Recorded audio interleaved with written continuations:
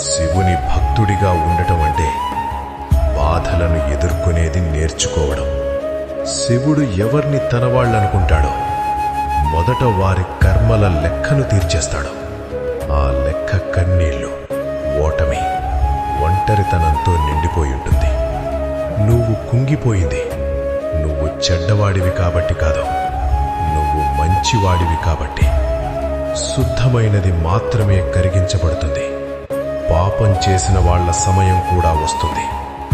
కానీ శివుని ఆశీర్వాదం పొందినవాడు ముందుగా అగ్ని పరీక్షను ఎదుర్కోవాలి. అప్పుడు మాత్రమే అతను బలహీనుడు కాదు, శివుని యోధుడిగా మారుతాడు. కాబట్టి భయపడకు, నీ కన్నీళ్లు వృధా కాలేదు. నీ లోపల ఉన్న నిజాయితే నీకున్న గొప్ప శక్తి. ఎవడైతే నీ నుంచి అన్నీ దూరం చేసి